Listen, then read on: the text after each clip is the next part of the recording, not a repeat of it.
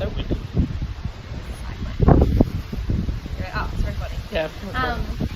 Hey guys, we're back with another video, and Jesus, today I'm getting blown away. and discussing that everything related to fitness depends. Good one.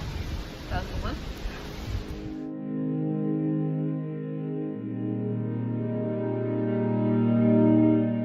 Right, that's the end of the video. Thank you very Good much. video, guys. So, all the time you see... The Jesus. boys. So the whole "it depends" thing comes up every single day, probably if you're a decent coach or trainer, and it's because not everything is the same for everybody, or everything is slightly different for everybody, and that relates to fitness, nutrition, goals, everything. And that's obviously because there's so many ways to skin a cat in the fitness industry. And that, you see that with diets all the time. If calories are created equal and diets are different, the results will be similar. And a lot of this applies to, high carb or low carb, high protein, low protein, all these things. So the same will apply to your fitness goals. How do I get fitter? Well, that depends. How many sessions are you doing a week? How do I get stronger? Well, it depends. How much strength training are you doing every week? How do I lose weight? Well, it depends. How do you normally diet? And you see this every single day where people try to take on other people's diets, or they try to take on other people's training regimes, or they try to pick up other people's habits.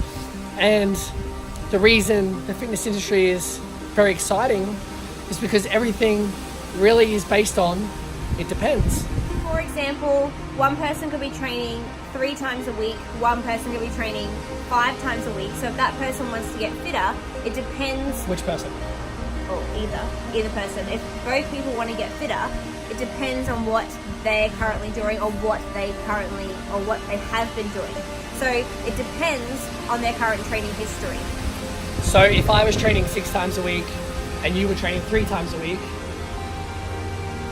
do you need to train 6 times a week to get I would fit? only need to train 4 or 5 times a week, and then Johnny would need to train like 7. He said 6 before. Yeah. So 7 times a week. So yeah, it depends on our individual training programs at that period of time.